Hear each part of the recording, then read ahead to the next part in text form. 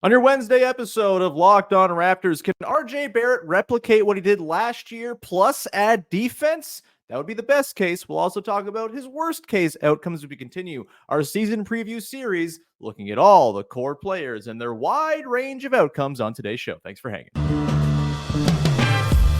You are Locked On Raptors, your daily Toronto Raptors podcast, part of the Locked On Podcast Network, your team every day. Hey, what's going on? And welcome to another episode of Locked On Raptors, part of the Locked On Podcast Network, your team every day. It is Wednesday, August the 28th, and I'm your host, Sean Woodley. I've been covering the Toronto Raptors now for 10 seasons, going on 11 seasons on various platforms. You can find all my work over on the Hell website at Woodley Sean. You can find the show on Instagram at Locked On Raptors. And of course, you can join us in the Locked On Raptors Discord server, a great place to come hang out with like-minded folks. And yeah, we're in the midst of off-season talk. We're talking about all-time player rankings. It's disgusting behavior, frankly, but come and be a salve to all that is wrong in there right now, and maybe turn the conversation into something a little more intelligent. And let's stop letting our friend Cause have takes in there, please. Please join us. Link in the description. We'd love to see you in the Discord. All right. Of course, you can find the show for free wherever you get your podcast. Follow, subscribe, rate, review, tell a friend. On the audio side of things, you can go to YouTube as well. Subscribe to the YouTube channel, hit the notification bell button, and you'll get a push notification every single time the show is about to premiere or go live. It's a beautiful thing. And also a beautiful thing is our best case, worst case series of episodes that we kicked off yesterday talking about Emmanuel quickly. And we continue it today with a look at RJ Barrett, a very important and pivotal player, a very big season for RJ Barrett when it comes to the long-term outlook of him with his hometown franchise as well. And here to dig into his best, worst, and most likely case scenarios is our dear pal, Vivek Jacob from Sportsnet and the Raptors in 7 Substack. Big V, how the hell are you, pal? I'm doing great. Ready to roll into this worst case, best case scenario. You asked me to pick a player. We went with RJ. I think there's a lot to talk about with him. So let's get to it. Look, I was really trying to get you to talk about Jakob Poeltl, who's taking jump shots now in Spain. He's doing it, okay? We'll get to Jak at some point over the course of the next couple of weeks. But yeah, let's dive into RJ. Dealer's choice on this one. You chose RJ to talk about here. And I think he's a fascinating guy when it comes to his best and worst case outcomes. And I think what we've seen over the last, 9 months or 8 months, whatever it's been since he became a Toronto Raptor, I think informs a lot of what we're about to talk about here today. Big V, for you, what does the best case scenario look like for RJ Barrett? For me, I feel like it's more or less exactly what we saw on offense, plus some defense. And if that can happen, oh my God, it's basketball utopia, at least for RJ Barrett himself. Is that doable? And is there anything else that you think would kind of feed into it being a best case outcome for RJ coming up in 2024-25? Well, I think the essential part of this conversation is whether repeating what he did in the 32 games, just to recap, 60.5% from 2, 39.2% from 3, 21.8 points, 6.4 rebounds, 4.1 assists. There's a reason I didn't mention the free throws. If it's okay, they fix themselves in the Olympics. It's fine. If repeating that is indeed the best case scenario, do you think he can do better than that offensively? This is a really challenging one because I think him doing quote unquote better than that would necessitate him having a little bit more in terms of on-ball duty and usage. And I don't think that's the way to go with RJ Barrett. I think they found the perfect role for RJ Barrett last season. He's a play finisher. He's an absolute menace in transition. He's going to rip around screens and barrel towards the rim and score off of off-ball actions. And he's not going to do a whole lot of this creating from a standstill, driving into, morasses of bodies like he did with the Knicks. And I think you can sort of do a thing where you fix what ain't broke if you start layering in more and more responsibility for RJ. I'd like to see him sustain what he just did down the backstretch of last season for another full season before even considering kind of adding more to his plate offensively. And so for me, the best case is basically the exact offensive repertoire and shot diet that we saw last year. Maybe a couple extra threes. I think he was down to 3.7 or 3.8 threes a game with the Raptors. He's usually in the 4 or 5 range, so maybe there's a little bit more volume there to be found. But even then, like, that's not his bread and butter. If he's going to take wide open threes, great. But I think kind of exactly the role he had on offense last season within a more sort of sensible team construct with better players around him is what I want to see for RJ in sort of my, best case. I don't see him becoming the sort of on-ball creation wizard and adding to his numbers that way. Yeah, so I'm with you. I think offensively, in terms of his usage, in terms of how he's being used specifically, I think there's nothing to really change there. So in terms of improvement, all I care about is the free throw percentage. Like 62.9%. If you can get that at least over 75, then you're in a good place. In terms of best case scenario, I think it really becomes about his defense, right? Like if he can repeat what he did offensively, that's a huge success. I think 60% from 2 and nearly 40% from 3 on that volume of threes would be amazing. But defensively, I think if I were to be really specific about it, I would really point to his defensive awareness. Sure. Because I think when he's actually able to get himself in sound defensive position, he's not a bad defender.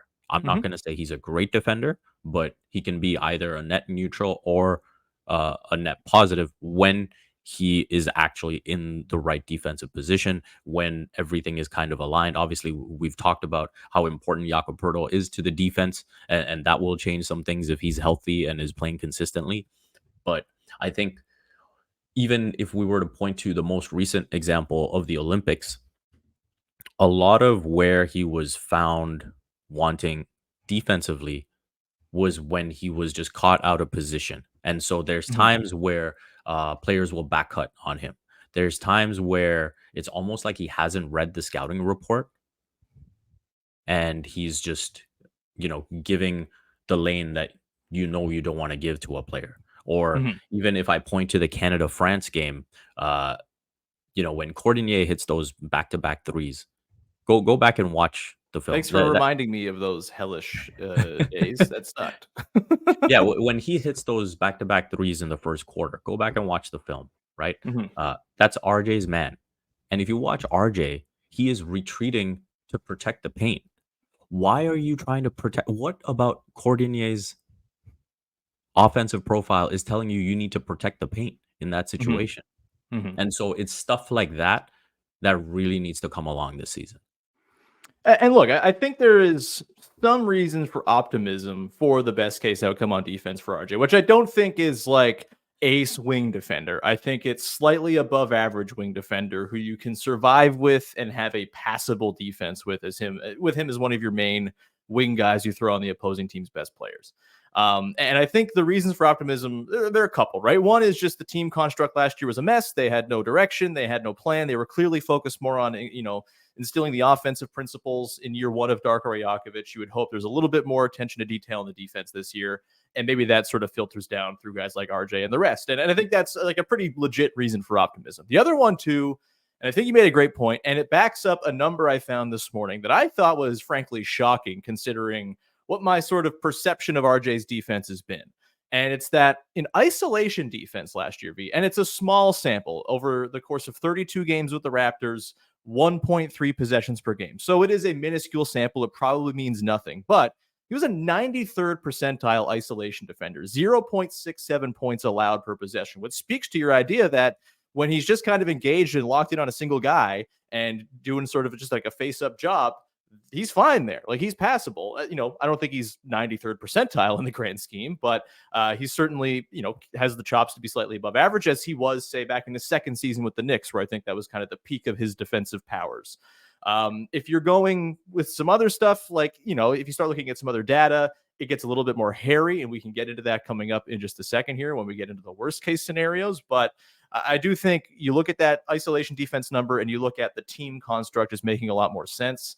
And there is a pathway for RJ to be better than he was last season. But to your point, like the awareness and the off-ball stuff, the just frankly event creation, right? He's not someone who goes and gets a bunch of steals or blocks. Super low down in the rankings when it comes to basically all of the defensive metrics that you can find. Single digit percentile and steal rate, block rate, things like that.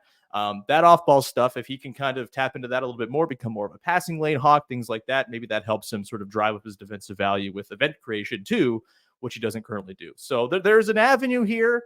He's very young. Young players tend to take a long time to get better at defense, but it's still a long way to go because throughout his career, RJ Barrett on the floor, his teams have just been worse at defense throughout his entire time with the Knicks. They were worse with him on the floor than they were when they were not with. My God, I had a brain melt. They were worse when he was on the floor versus when he was off, and in some cases substantially worse, like really, really big swings when he would sit. That would see the Knicks defense improve. The Raptors were better with him on the floor last year defensively because the numbers are totally skewed because the bench was terrible and they had no players. That number I think you throw out because the eye test, I don't think it was super encouraging with him defensively. Worst case scenarios coming up next, and we'll get into some of those more hairy defensive numbers for RJ Barrett and contemplate what happens if he doesn't actually replicate the offensive outbreak he had last year. I think it's sustainable, but what if it's not? We'll get to that coming up in just one sec. Today's episode is brought to you by our friends over at eBay Motors. Passion, drive, and patience. The formula for winning championships is also what keeps your ride or die alive. eBay Motors is everything you need to maintain your vehicle and level it up to peak performance. Superchargers, roof racks, exhaust kits, LED headlights, and more. Whether you're into speed, power, or style, eBay Motors has you covered. With over 122 million parts for your number one ride or die, you'll always find exactly what you're looking for. And with eBay Guaranteed Fit, your part is guaranteed to fit your ride the first time, every time, or your money back. Because with eBay Motors, you're burning rubber, not cash. With all the parts you need, the prices you want, it's easy to make your car the MVP and bring home huge wins. Keep your ride or die alive at ebaymotors.com. Eligible items only. Exclusions apply. eBay Guaranteed Fit only available to U.S. customers. Back at it here with Big V, Vivek Jacob from Sportsnet and Raptors in 7. Just a heads up before we continue on talking about RJ Barrett. Locked on NBA is your daily source for all kinds of NBA coverage, all the biggest stories, reactions to off-season listicles. It's all there for you. Our crew of rotating hosts over there from the local hosts, roster of Locked On hosts, chipping in over there. It's a great show if you want to go keep up to date with people who are really in the know about this stuff. So go again, Locked On NBA, make it your second listen. All right, Big V, worst case scenarios for RJ Barrett. We've talked about the defense, and I did sort of allude to a couple of more troubling numbers when it comes to that maybe indicate that it's going to be a bit of a harder road for him to climb defensively.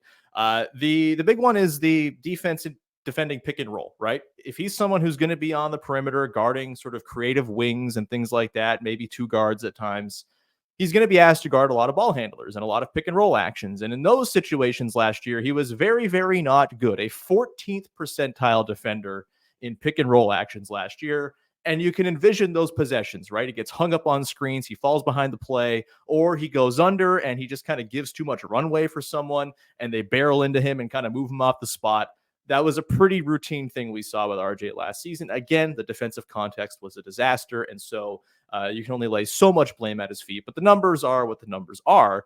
And I think that kind of goes into the more sort of nuanced parts of defense, right? Not just the straight up guarding one-on-one. It's the team elements. It's how you're, interacting with your big man in pick and roll coverage. How are you communicating? All that stuff that needs to improve.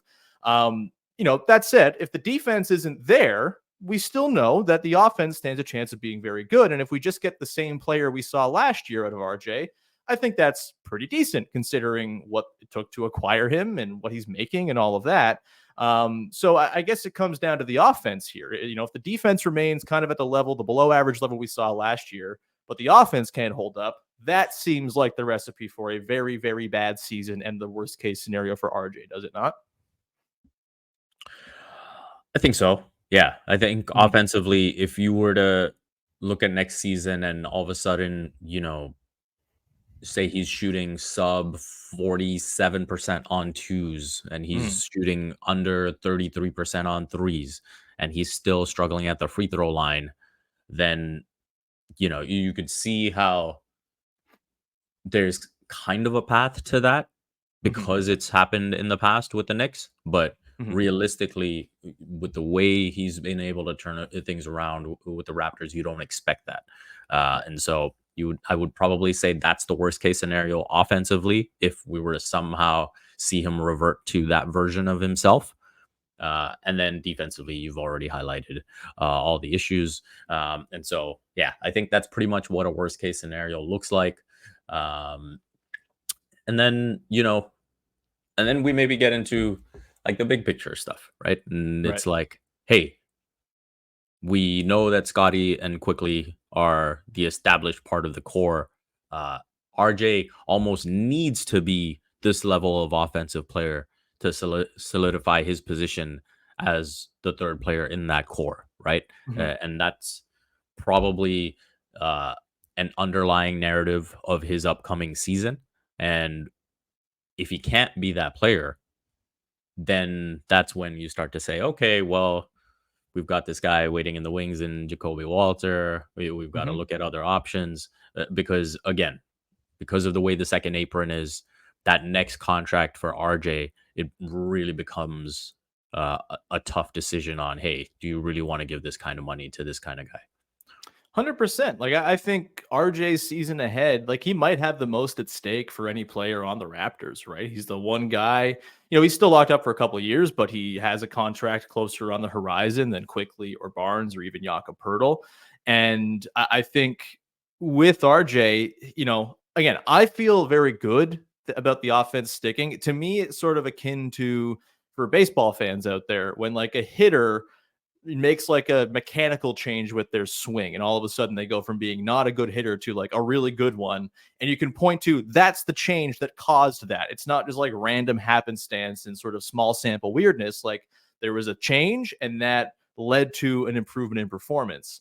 I kind of think that's the same idea with RJ, in that they just trimmed the fat out of his role, gave him this niche he can occupy on the Raptors, and he does it damn well. And there's an ecosystem around him that allows him to do that, with Jakob Poeltl and his screening being like the launching pad for him getting to the rim as often as he did. But the concern is he's got a lot of tape and data from 5 years in the NBA now, most of which suggests he's not the player he was last year. Again, I think he's closer to the player we saw with the Raptors last season than the one he was with the Knicks because of all these changes. But the rim percentage, look at this, like 72% at the rim last year. Unbelievable. He was incredible at the rim. His previous career high, 59%. There's a wide gulf in there for regression back even, closer to the mean. If he ends up in the mid 60s, that changes his overall impact. If he's not this absolute top of the league rim monster. Same goes for the frequency getting to the rim. He was at the rim 52% of the time last season. If that falls off, that hurts his scoring volume as well. And, again, I think it's going to hold up. I really do. But the worst case scenario is that he falls back to his career averages. He's been a pretty good rim guy his entire career, always in the top 20% or so, say for the start of last season with the Knicks. So I'm not so concerned about the rim frequency, but the finishing, absolutely, there's a chance the bottom falls out. And the same goes for the three-point shooting too, right? Shot 39% from deep last year with the Raptors. Had never flirted with that outside of his second season in the league, where he was 40% on 4.3 attempts a game. And, between that, a lot of 31 and 34 and 32%. And so I guess let me ask you, how confident are you that the three-point shooting we saw last year can stick? It's obviously a small sample. It's 32 games at just under 4 attempts a game. It takes a long time for these things to normalize. Again, I think the shot diet he got was conducive to him shooting better, but there's a world in which it falls out. How concerned are you about the bottom falling out of his three-point shot? I would pin it more on, just maintaining that same shot diet. And I think some of his three-point success will actually be directly tied to the level of success that Grady Dick has. You see why I got a little tongue twisted there. But it's been a while since we had one of those on the podcast. Season's coming soon. We've got Grady Dick innuendos. Yay! And so I think the more effective Grady is from three, the more he's able to stay on the court, the more he can kind of be out there with Quickly and Barrett. I think the easier it's going to make Barrett's 3-point shots. And I think part of that is also, hey, can RJ defend well enough where it's okay to have Grady on the court, right? And Yeah. quickly is part of that too. So I think all of that is tied together. I would not be surprised if it tails off a little. Like if he ends up shooting like 36% next season, I'm not going to be shocked, you know? Mhm. I will be concerned. I will be disappointed if it drops like under 33. Sure. Uh and then, you really start to ring the bells on, hey, you know, maybe this isn't a long-term fit. So, Mhm.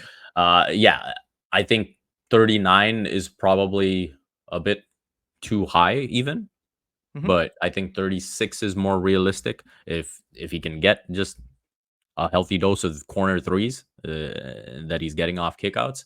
Um, then that 38 to 40 range becomes more feasible. Yeah, and look, if you can make back a little bit in the free throw department as well, that can account for a slight drop off in 3-point efficiency and still maintain the north of 61% true shooting he had last year too, right? There's like a little room for, error in both departments. I feel pretty good that we're not going to see that worst case 33% season from deep from RJ. I think the shot diet thing matters. After coming to the Raptors last year, he attempted like 3 pull-ups the entire time with the Raptors. It just was eliminated from his diet entirely. They were about 20% of his looks before coming to the Raptors, down to like 1% of his looks after. And so I think you're looking at a pretty much entirely wide open catch and shoot diet from him from 3 corners, wing, that type of thing. And his career suggests that he probably is somewhere in that 37% range as a catch and shoot guy. Going back throughout his career, 37% last year, 39 during his time with the Raptors, 32% the year prior, not very good. 37 the year before that, 41% in his rookie year, his sophomore year, and 34% as a rookie. So all told, as a catch and shoot guy, about 37 or so percent.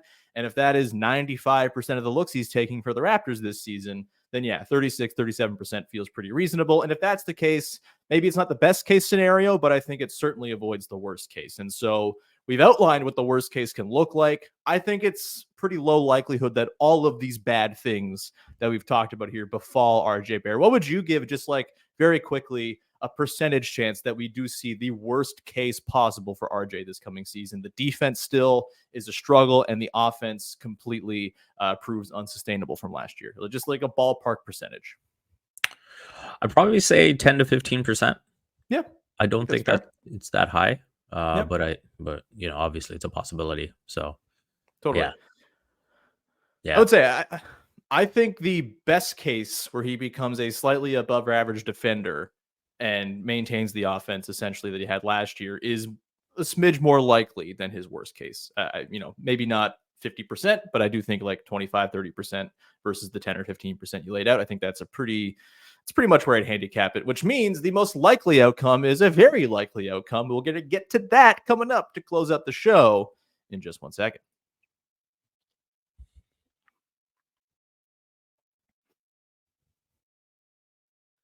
All right, we continue on here as Big V takes a gigantic, majestic slug of that water. My goodness, Olympic level water drinking here from Vivek Jacob. Chug, chug, chug, chug. Wow. He thought there was an ad read. There was not. And man, oh man, Accurate.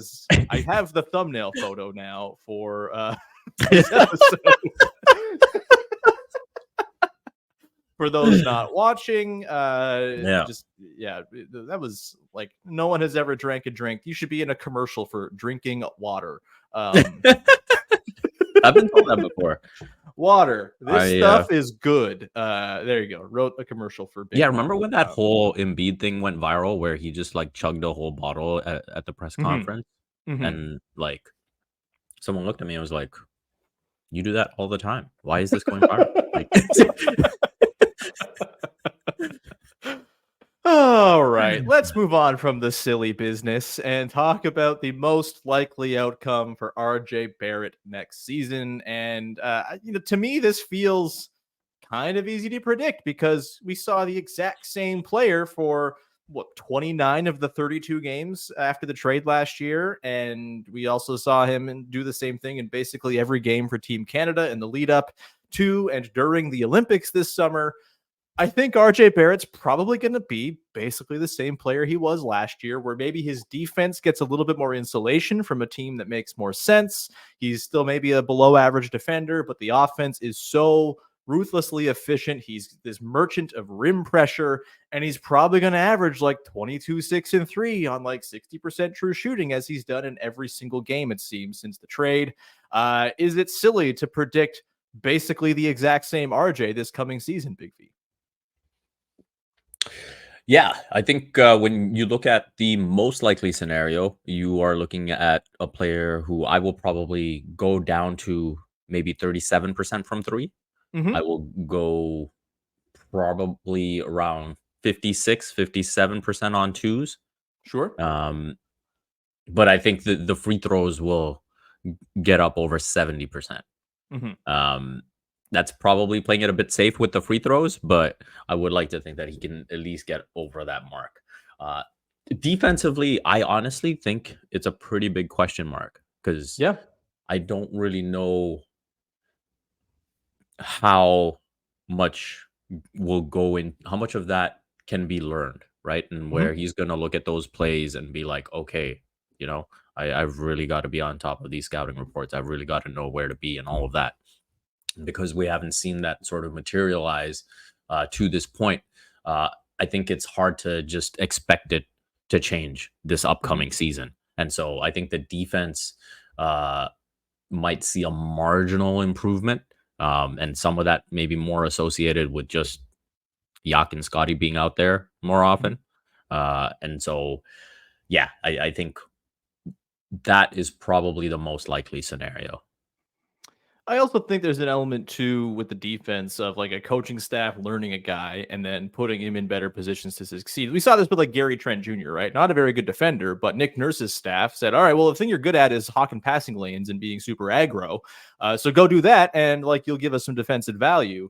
Maybe there's a world in which RJ Barrett, that kind of engineers switches. So he gets in those ISO situations that he was successful in last year more often. Keep him away from sort of, the types of dudes who fly around off the ball or cut baseline and kind of leave them in their dust. Like, you can kind of get more specific when with the matchups, the more you know about a guy and the more you know what your team is trying to do defensively. But I'm with you. Like, it's a lot of stuff that's hard to learn. And again, it doesn't have to be that RJ becomes this ace wing defender either, right? Like, I think he can be a slightly below average defender within the context of this team and be the efficient offensive player he was last year and, have similar efficiency numbers, even if it comes in different ways with free throws, threes, twos, etc. And still be a player that you feel pretty good about being on your team. Maybe you don't feel amazing, but I do think, as much as we might want clarity this season on where RJ fits into the long-term plans, if the most likely outcome for him happens, I think we're still probably sitting here a year from now a little unsure of what the long-term outlook is. Like, do you feel at all confident that we will get clarity on the future of RJ Barrett within the Raptors this coming season? I don't think so. I think the only way there will be clarity is if he makes significant strides defensively. Mm-hmm. And you make an interesting point about Gary Trent and saying, "Hey, okay, your strength is being super aggressive. Your strength is really, trying to create as many deflections and steals as possible. So just go do that."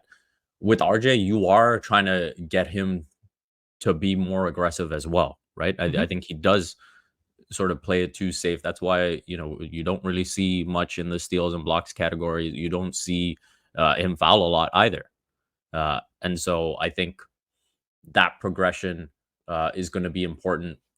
And so unless the defense significantly levels up, I don't think we will have clarity on his future, which I think brings us to an interesting question. That version that we saw for 32 games last season, Mm-hmm. right?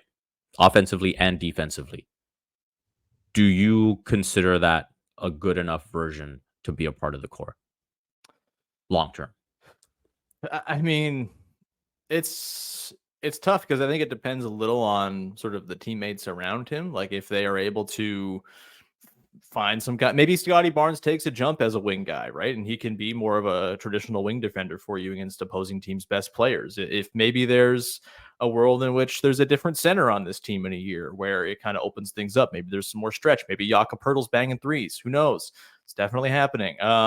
It's like, I do think there will still be questions about, let's put it this way. I think he can be like the third or fourth best player as the player he is right now or was during the last stretch of last season on a team that is like a good playoff team, but maybe not a contender. And if you're trying to be like a legit contender, then I do think it's very likely that RJ becomes the guy that you move in order to improve upon his spot and become a legit contender. And if he plays like he has, like that kind of player has value, right? Like it's not like he's going to be this quote unquote toxic asset that he was supposed to be when the trade happened. He'll be someone that you can convince a team, hey, like he's still in his early mid-20s. He is like a ruthlessly efficient basketball player on offense. Yeah, the defense, there are some concerns, but he's a much better player than was maybe, made out to be. And maybe he's the kind of guy you can sell a team on being the core piece of a trade where you're getting a star back. Obviously, this team is going to have to be under duress. You're going to have to throw in a bunch of picks, all that stuff. It's very hard to make these things happen. But I think there's a world in which the swing for a guy who turns this team from nice, fun playoff team down the line into contender is done via RJ. And, again, if he becomes an ace defender this season, then you're probably in a situation where you're not all that eager to move on from him. We'll see. Fascinating year for RJ. I am extremely excited to kind of watch how it all plays out. And I'm very excited to watch him play again. He's been an absolute joy to watch. He's been excellent. Like he's a super fun player, and happy to root for all of the successes because it's been an absolute blast. I feel like when we do these worst case things, we sound very negative, but we're just trying to examine the hypotheticals of what could happen with a guy. I think it's going to be a fun year of watching RJ Barrett play basketball with the Raptors. And I'm okay to leave the bigger picture questions for down the line after we see what happens this year, as opposed to making big proclamations now, like a good podcaster should. Do you have any parting shots here, Big V? If not, anything you want to plug for the good people out there? I think we've touched on a lot with RJ, and I do concur that, I do think that watching him this season is going to be a lot of fun. And so, besides that, you can follow me on Twitter at Vivek Jacob. I'll have the next newsletter out this week, and you can look forward to that. Hell yeah, man. We'll leave it there. Thank you so much for hanging out, for rocking with the show, for subscribing, following, rating, reviewing, for joining the Discord, of course, to become part of our little listener family over there. Link in the description, as always, free to join. We'll be back again probably Friday with another episode of the show where we do a best case, worst case, and it'll be Jamar Hines' choosing of who we talk about. So we'll have that to look forward to, and we'll continue on with best case, worst case into next week as well. Until Friday, have yourself a great one. We will talk to you then. Thanks for hanging. Bye-bye. God, I've lost the line again.